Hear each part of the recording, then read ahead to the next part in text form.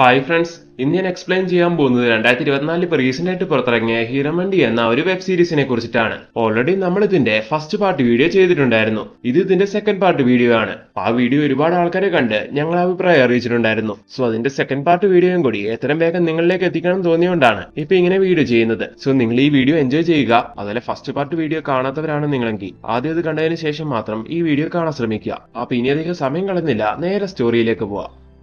First part video നമ്മൾ അവസാനിപ്പിച്ചിട്ടുണ്ടായിരുന്നത് നായകന്റെ കൂടെ ബുക്ക് വാങ്ങാൻ വേണ്ടി ലൈബ്രറിയിലേക്ക് എത്തിയ നായകന്റെ ചേച്ചി ഏതൊരു വ്യക്തിനെ കണ്ട് അയാളുമായിട്ടൊരു ഗണ്ണിന്റെ ഡീലിംഗ്സ് നടത്തുന്നതായിട്ടായിരുന്നു. ഇതേസമയം അപ്പുറത്ത് നമ്മുടെ നായികയാണെങ്കിൽ ബുക്ക് സെലക്ട് ചെയ്തുകൊണ്ടിരിക്കുന്ന സമയം അവിടെ വെച്ച് നായകനെ കാണുവാണ്. അങ്ങനെ ഇപ്പൊ യാദൃശികമായിട്ട് അവിടെ വെച്ച് കാണുന്ന അവര് തമ്മിൽ സംസാരിക്കുന്നു. അങ്ങനെ ബുക്കെല്ലാം വാങ്ങിക്കഴിഞ്ഞ് നമ്മുടെ നായകൻ നോക്കുമ്പോൾ അവളെ ചേച്ചീനെ കാണുന്നില്ല. ഈ ചേച്ചി ഇതവിടെ പോയെന്ന് വിചാരിച്ച് അവൾ ആ ബുക്കെല്ലാം വാങ്ങിയതിനു ശേഷം നായകനോട് യാത്രയും പറഞ്ഞ് അങ്ങനെ അവിടെ നിന്ന് ഇറങ്ങുവാണ്. ഇതേ സമയമാണ് പുറത്തൊരു കലാപം നടക്കുന്നത്. തീർച്ചയായിട്ടും നായിക അതിൽ പോയി പെടാൻ ചാൻസ് ഉണ്ടെന്ന് മനസ്സിലാക്കി നമ്മുടെ നായകനാണെങ്കിൽ അവളെ രക്ഷിക്കാൻ വേണ്ടി അവിടെ ഓടി വരുന്നു. എന്നാൽ ആ സമയത്ത് അവളെ അവിടെ കാണുന്നില്ല.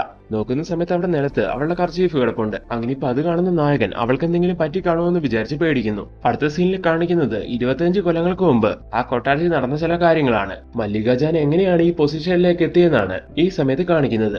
അന്നൊക്കെ മല്ലികാജാന്റെ ചേച്ചിയല്ലായിരുന്നോ ആ കൊട്ടാരത്തിന്റെ റാണി? ചേച്ചി പറയുന്ന കാര്യങ്ങളെല്ലാം ഒരു ചെറിയ എതിർപ്പ് പോലും ഇല്ലാതെ ചെയ്തു കൊടുക്കുന്ന ഒരു വേലക്കാരി മാത്രമായിരുന്നു ആ സമയത്ത് മല്ലികാജാൻ. മല്ലികാജാൻ ആ സമയത്ത് സുൽഫിക്കർ എന്ന് പറയുന്ന ഒരു നവാബിനെ ഇഷ്ടമായിരുന്നു. ഏകദേശം അവര് തമ്മിൽ സെറ്റായിരുന്നു. എന്നാൽ ഈ കാര്യം അറിയുന്ന മല്ലികാജാന്റെ ചേച്ചി എന്താ ചെയ്യുന്നതെന്ന് നോക്കിയിട്ടുണ്ടെങ്കിൽ അവളെ ക്രോസ് ചെയ്ത് അയാളെ വശത്താക്കുവാണ്. അങ്ങനെ ഈ കാര്യം അറിയുന്ന സമയത്ത് മല്ലികാജാന് പ്രതികരിക്കാതിരിക്കാൻ കഴിയുന്നില്ല. അങ്ങനെ അവള് ചേച്ചിനോട് അതിനെപ്പറ്റി ചോദിച്ച് ദേഷ്യപ്പെടുവാണ്. അതുപോലെ മല്ലികാജാൻ ഞെട്ടിക്കുന്നൊരു കാര്യവും ചേച്ചിനോട് തുറന്നു പറയുന്നു. ചേച്ചി മറ്റാർക്കോ വിറ്റ മല്ലികാജാന്റെ ആ ആൺകുട്ടിയില്ലേ, അത് സുൽഫിക്കറിൽ അവൾക്കുണ്ടായ മകനായിരുന്നു. അങ്ങനെ ഈ കാര്യം അറിയുന്ന സമയത്ത് മല്ലികാജാനോട് അവളുടെ ചേച്ചി ഒരുപാട് ദേഷ്യപ്പെടുന്നു. അവളെ ഒരുപാട് മോശമായും കുറ്റപ്പെടുത്തിയൊക്കെ സംസാരിക്കുവാണ്. കുറെ നേരം മല്ലികാജാൻ അതെല്ലാം കേട്ടു നിന്നു. എന്നാൽ ഒരു ഘട്ടത്തിൽ സഹിക്കാനാവാതെ വന്നപ്പോ അവളൊരു തലേണയെടുത്ത് ചേച്ചിയുടെ മുഖത്തമർത്തി അവളെ കൊന്നു കളയുന്നു. ഇതേസമയം ഈ കാഴ്ച കണ്ടുകൊണ്ട് അവിടേക്ക് സുൽഫിക്കർ എന്ന് പറയുന്ന ആ വ്യക്തി എത്തുവാണ്. നീ ഇതെന്താ ചെയ്തതെന്ന് ഈ സമയത്ത് സുൽഫിക്കർ മല്ലികാജാനോട് ചോദിക്കുന്നു. എന്റെ ജീവിതം തകർക്കാൻ നോക്കിയാ ഒന്നിനും ഞാൻ ബാക്കി വെച്ചേക്കില്ല എന്ന് അവള് പറയുമ്പോ എത്രയും പെട്ടെന്ന് ആരും കാണാതെ ഈ ബോഡി എന്തെങ്കിലും ചെയ്യാൻ നോക്കാം, അല്ലെങ്കിൽ ആകെ പ്രശ്നമാവെന്നും പറഞ്ഞ്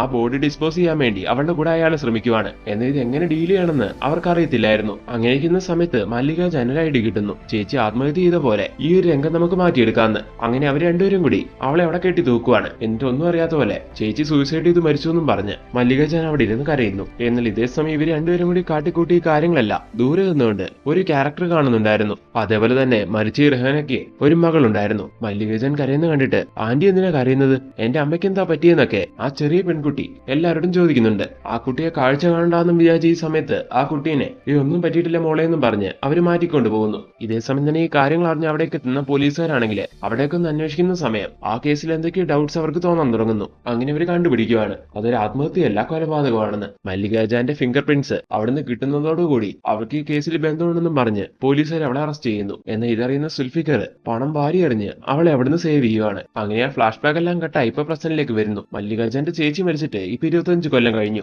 ഇപ്പൊ എല്ലാവരും കാണിക്കാൻ വേണ്ടി മല്ലികാജാൻ ആണെങ്കിൽ വർഷം തികയുന്നതിന്റെ ചടങ്ങുകളെല്ലാം ചെയ്യുവാണ്. മല്ലികാജാന്റെ ചേച്ചി മരിക്കുന്ന സമയത്ത് അവൾക്കൊരു പെൺകുട്ടി ഉണ്ടായിരുന്നു എന്ന് പറയുന്നുണ്ടായിരുന്നല്ലോ.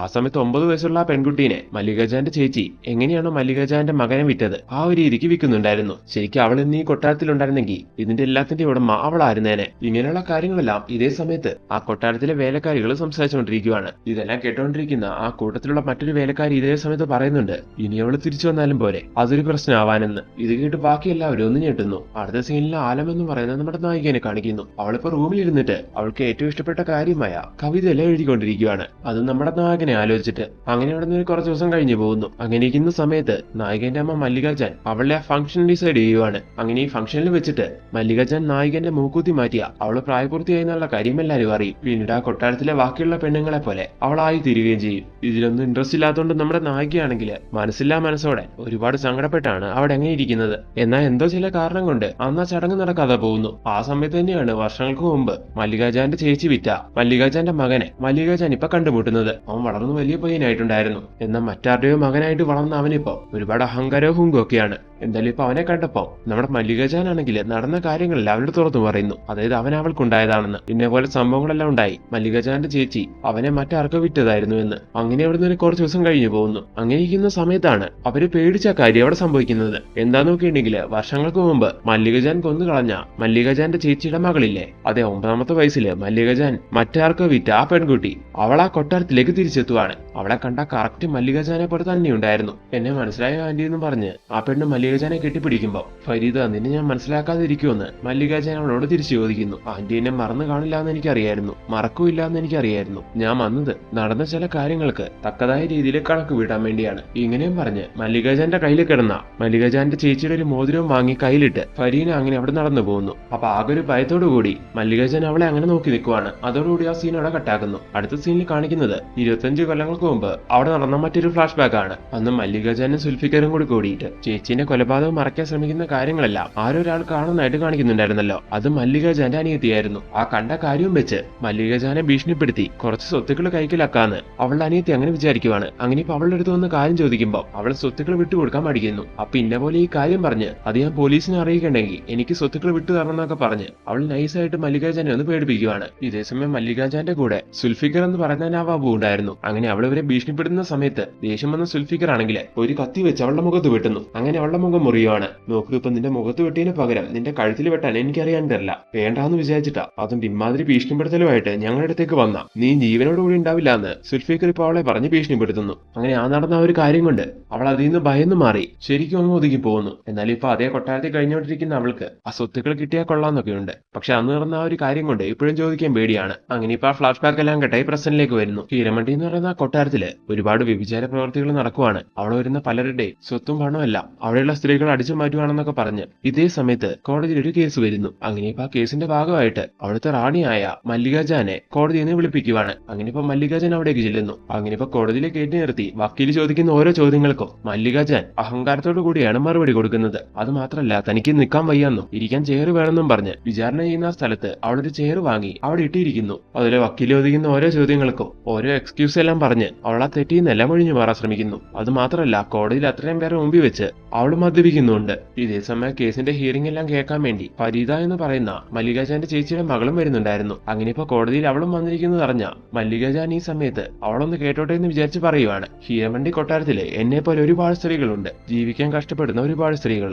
ഇന്നത്തെ അവസ്ഥയല്ല അന്നത്തെ അവസ്ഥയാണ് ഞാൻ പറയുന്നത്. അതായത് എന്റെ ചേച്ചി മരിക്കുന്ന ആ സമയത്തെ അവസ്ഥ. അന്ന് അങ്ങനെ ഉണ്ടായിരുന്ന ആ കൊട്ടാരത്തിനെയും അവിടെ ഉണ്ടായിരുന്ന സ്ത്രീകളെയും ഇന്ന് ഈ അവസ്ഥയിൽ എത്തിച്ചത് എന്റെ ഒരൊറ്റ അളപ്രയത്നം കൊണ്ടാണ്. ചേച്ചി മരിച്ചതിന് ശേഷം ചേച്ചിയുടെ ഉടമസ്ഥതയിലുണ്ടായിരുന്ന ആ കൊട്ടാരം എന്റെ അനിയത്തിന്റെ പേരിലായതാണ്. ഇപ്പൊ നല്ല രീതിയിൽ പോയിക്കൊണ്ടിരിക്കുന്ന ആ കൊട്ടാരത്തിന്റെ ഒരു മോശാവസ്ഥ കാണാൻ ഞങ്ങൾ ആഗ്രഹിക്കുന്നില്ല, ഞങ്ങൾ അതിന് സമ്മതിക്കില്ല. ഇങ്ങനെല്ലാം പറഞ്ഞ് അവരുടെ പേരിൽ ഒരു കുറ്റമില്ലാത്ത രീതിയിൽ കോടതിനെ തെറ്റിദ്ധരിപ്പിക്കുകയാണ് നമ്മുടെ മല്ലികജാൻ. അങ്ങനെ കോടതിയിലെ സീനെല്ലാം ഒതുക്കി അന്ന് കൊട്ടാരത്തിലേക്ക് തിരിച്ചെത്തിയതിനു ശേഷം ഇടഞ്ഞു നിൽക്കുന്ന അനിയത്തിനെ കുറച്ച് സ്വത്തുക്കൾ കൊടുത്ത് കൂടെ നിർത്താന്ന് മല്ലികജാൻ വിചാരിക്കുന്നു. അങ്ങനെ കുറച്ച് സ്വത്തുക്കളെല്ലാം കൊടുത്ത് അവൾക്കുണ്ടായിരുന്ന ആ പിണക്കമെല്ലാം മല്ലികജാൻ ഇപ്പൊ മാറ്റിയെടുക്കുന്നു. ഇപ്പൊ ഫരിത വന്ന സ്ഥിതിക്ക് സ്വത്തുക്കളൊന്നും കിട്ടാത്തതിന്റെ പേരില് അനിയത്തി അങ്ങോട്ട് മറിയാൻ പാടില്ല, കൂടെ തന്നെ നിൽക്കണമെന്ന് മല്ലികജാൻ ആഗ്രഹിക്കുന്നുണ്ട്. അതുകൊണ്ടാണ് ഇത്രയും നാളായിട്ട് അവള് ചോദിച്ചിട്ടും കൊടുക്കാതിരുന്ന ആ സ്വത്തുക്കൾ ഇപ്പൊ അവൾക്ക് കൊടുക്കാൻ കാരണം. അങ്ങേക്കുന്ന അതേ സമയം തന്നെ മല്ലികജാൻ മറ്റൊരു കാര്യം അറിയുവാണ്. അവരുടെ കൊട്ടാരത്തിന് നേരെ ഓപ്പോസിറ്റ് ആയിട്ട് വലിയൊരു മാളിക ഉണ്ടായിരുന്നു. ആ മാളിക ഇപ്പൊ ആരോ വാങ്ങിയിരിക്കുവാണ്. അങ്ങനെ ഇപ്പൊ അതാരാണെന്ന് പോയി നോക്കുമ്പോ ആ വാങ്ങിയിരിക്കുന്ന ആളെ കണ്ട് മല്ലികജാൻ അകഞ്ഞെട്ടുന്നു. അതായത് വാങ്ങിയിരിക്കുന്നത് മല്ലികജാന്റെ ചേച്ചിയുടെ മകളായ ഫാരിദയായിരുന്നു. അവൾ ഇങ്ങനെല്ലാം ചെയ്യുന്നത് തന്നെ തറ പറ്റിക്കാനാണ്, ഇതൊരു അംഗത്തിന്റെ പുറപ്പാടാണെന്ന് മല്ലികജാനും മനസ്സിലാവുന്നുണ്ട്. അടുത്ത സീനിൽ ഫാരിദനെ കാണിക്കുന്നു. ഇവിടേക്ക് എത്തി അവളാണെങ്കിൽ ഹീരമണ്ടി കൊട്ടാരത്തിനെ പറ്റിയുള്ള ചില കാര്യങ്ങളെല്ലാം അങ്ങനെ മനസ്സിലാക്കിക്കൊണ്ടിരിക്കുകയാണ്. ആ വകയിൽ അവൾ മറ്റൊരു കാര്യം കൂടി അറിയുന്നു. ഇവർ ചെയ്തുകൊണ്ടിരിക്കുന്ന ഈ കാര്യങ്ങളിലേക്ക് ഇറങ്ങാൻ ഒട്ടും താല്പര്യമില്ലാഞ്ഞിട്ടും മല്ലികജാന്റെ മകളായ ആലത്തിനെ അവർ ആചാരങ്ങളെല്ലാം ചെയ്ത്, അതായത് ആ മൂക്കുത്തി മാറ്റുന്ന ചടങ്ങുകളെല്ലാം ചെയ്ത് ആ ഒരു ഫീൽഡിലേക്ക് കൊണ്ടുവരാൻ പോവാണെന്ന്. അങ്ങനെ ഇതറിഞ്ഞതും ഫാരിദയാണെങ്കിൽ അങ്ങനെയാണെങ്കിൽ അവളെ വെച്ച് ചില പ്ലാനിങ്സ് എല്ലാം നടത്താം, അവളെ മുന്നിൽ നിർത്തി കളിക്കാന്നൊക്കെ വിചാരിക്കുന്നു. അങ്ങനെ എന്തൊക്കെ പ്ലാനിങ്സ് ഉണ്ടാക്കുവാണ്. അതെ, ഫാരിദയുടെ പ്ലാൻ എന്താന്ന് നോക്കിയിട്ടുണ്ടെങ്കിൽ ഈ ഒരു കാര്യത്തിന്റെ പേരിൽ അമ്മേനെയും മകളെയും തമ്മിൽ തെറ്റിക്കാൻ വേണ്ടിയാണ്, അവരുടെ ഇടയിൽ പ്രശ്നം ഉണ്ടാക്കി നല്ല രീതിയിൽ കളിക്കാൻ വേണ്ടിയാണ്. അങ്ങനെ ഇരിക്കുന്ന അതേ സമയം തന്നെ അവൾ മറ്റൊരു കാര്യം കൂടി അറിയുവാണ്. നമ്മുടെ നായിക ഇപ്പൊ ഒരു പയ്യനുമായിട്ട് അടുപ്പത്തിലാണെന്ന്. അതെ, നായകനുമായിട്ടുള്ള കാര്യം അവൾ അറിഞ്ഞു. ഇവിടെ പക്ഷെ അവളുടെ അമ്മ ആലോചിച്ച പോലെ അവൾ ആലോചിക്കുന്നില്ല. അതായത് പണ്ട് മല്ലികജാൻ പ്രണയിക്കുന്ന ആളെ തട്ടിയെടുക്കാനാണല്ലോ ഇവളുടെ അമ്മ ശ്രമിച്ചത്, അതിന് ഫാരിദ ശ്രമിക്കുന്നില്ല, അങ്ങനെ ആലോചിക്കുന്നില്ല. ആലോചിക്കുന്നില്ല. പക്ഷെ മറ്റൊരു കാര്യം ആലോചിക്കുന്നു. അവർ തമ്മിലുള്ള അടുപ്പം എങ്ങനെയെങ്കിലും കൂട്ടണം. അവർ പരസ്പരം കല്യാണം കഴിക്കണം. അങ്ങനെ സംഭവിച്ച മല്ലികാജാൻ ആഗ്രഹിക്കുന്ന രീതിയിൽ ആലത്തിനെ ഒരു പ്രോസ്റ്റിറ്റ്യൂട്ട് ലേഡിയാക്കാൻ കഴിയില്ല. അവനുമായിട്ടുള്ള കല്യാണം കഴിഞ്ഞ ആലം തീർച്ചയായിട്ടും ഇവിടെ വിട്ടുപൊക്കോളും. അങ്ങനെ ആ സീനിയുടെ കട്ടായ അടുത്ത സീനില് അവിടെ അടുത്തൊരു ഫംഗ്ഷൻ നടക്കുവാണ്. അതിൽ ആലവും അവളുടെ ചേച്ചിമാരെല്ലാം പങ്കെടുക്കുന്നുണ്ട്. അതേ ഫംഗ്ഷന് ഫാരിദ എത്തുന്നുണ്ടായിരുന്നു. അങ്ങനെ ഇപ്പൊ അവിടെ വെച്ച് നായികനെ ഫാരിദ മീറ്റ് ചെയ്യുന്നു. അവളുടെ അടുത്തിരുന്ന് കുറെ നേരം സംസാരിക്കുന്നു. ഈ സമയത്ത് കൂടുതലായിട്ട് സംസാരിക്കുന്നത്, നിന്റെ അമ്മയുടെ ആ ഫീൽഡിലേക്ക് നീ ഒരിക്കലും ഇറങ്ങാൻ പാടില്ല. നിനക്കൊരു പയ്യനെ ഇഷ്ടമാണെന്നുള്ള കാര്യം എനിക്കറിയാം. നീ അവനുമായിട്ടുള്ള ആ ബന്ധം കണ്ടിന്യൂ ചെയ്ത് അവനെ എങ്ങനെയെങ്കിലും കല്യാണം കഴിക്കണം. ഈ നരകം വിട്ട് നീ രക്ഷപ്പെടണം. ബന്ധം വെച്ച് നോക്കിയാൽ ഞാൻ നിന്റെ ചേച്ചിയായിട്ട് വരും. ആ ഒരു ബന്ധം കൊണ്ട് ഞാൻ പറയുന്നതാണ്, നിന്റെ നല്ലതിന് വേണ്ടി. ഇങ്ങനെയെല്ലാം പറഞ്ഞ് ഫാരിദയാണെങ്കിൽ നായകനെ മാക്സിമം ബ്രെയിൻ വാഷ് ചെയ്യുവാണ്. അതുപോലെ ആ ഫംഗ്ഷന് വന്ന് നമ്മുടെ നായികയ്ക്ക് മുട്ടിച്ചു കൊടുത്ത് അങ്ങനെ അവർക്ക് സംസാരിക്കാനുള്ള ചാൻസ് എല്ലാം അവൾ റെഡിയാക്കുവാണ്. അങ്ങനെ അവർ പരസ്പരം കുറെ നേരം സംസാരിക്കുന്നു. അതിന് ചേച്ചിമാരെ പോകാൻ വേണ്ടി വിളിക്കുമ്പോൾ നായിക അവരുടെ കൂടെ അവിടെ നിന്ന് ഇറങ്ങുകയും ചെയ്യുവാണ്. നായകനോട് യാത്രയെല്ലാം പറഞ്ഞ്. അതിന് നായകൻ എങ്ങനെ ഒറ്റയ്ക്ക് നിൽക്കുന്ന സമയം അവിടേക്ക് ഫാരിദ വന്ന് നായകനോട് എങ്ങനെ സംസാരിച്ചോ അതേ രീതിക്ക് അവനോട് സംസാരിക്കുവാണ്. എങ്ങനെയെങ്കിലും ഇവരെ തമ്മിൽ സെറ്റാക്കി ഇവരെ കൊണ്ട് കല്യാണം കഴിപ്പിക്കണം. അതാണ് ഫാരിദന്റെ ലക്ഷ്യം. ഞാൻ അവളുടെ ചേച്ചിയായോണ്ട് പറയുമല്ല, അവളുടെ മനസ്സ് എനിക്കറിയാം. അവൾ നിന്നെ ഒരുപാട് സ്നേഹിക്കുന്നുണ്ട്.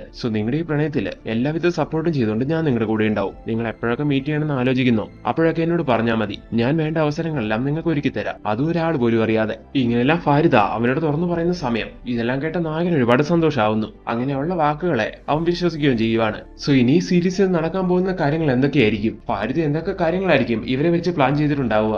ഉദ്ദേശിച്ച ലക്ഷ്യങ്ങളെല്ലാം ഫാരിദ നടപ്പാക്കുവോ? അതിലൂടെ എന്തൊക്കെ പ്രശ്നങ്ങളുണ്ടാവും? ഇങ്ങനെയുള്ള കാര്യങ്ങളെല്ലാം നമുക്ക് ഇതിന്റെ നെക്സ്റ്റ് പാർട്ട് വീഡിയോയിൽ നോക്കാം. ഞാൻ ഇത്രയും വരെ എക്സ്പ്ലെയിൻ ചെയ്തത് നിങ്ങൾക്ക് എല്ലാവർക്കും ഇഷ്ടമായി എന്ന് വിശ്വസിക്കുന്നു. ഈ രണ്ട് പാർട്ടും കണ്ടിട്ട് നിങ്ങൾക്ക് തോന്നിയ കാര്യങ്ങൾ തീർച്ചയായിട്ടും ഈ വീഡിയോന്റെ കമന്റിൽ നിങ്ങൾ ഞങ്ങളെ അറിയിക്കുക. അതുപോലെ ഇതിന്റെ നെക്സ്റ്റ് പാർട്ട് വീഡിയോ ആയിട്ട് ഞങ്ങൾ ഉടനെ തന്നെ നിങ്ങളുടെ മുന്നിലേക്ക് വരുന്നതായിരിക്കും. സോ നിങ്ങൾ ആ വീഡിയോയ്ക്ക് വേണ്ടി വെയിറ്റ് ചെയ്യുക. അങ്ങനെ അടുത്ത വീഡിയോ ആയിട്ട് കാണും വരെ എല്ലാ കൂട്ടുകാർക്കും ടാറ്റാ ബൈ ബൈ.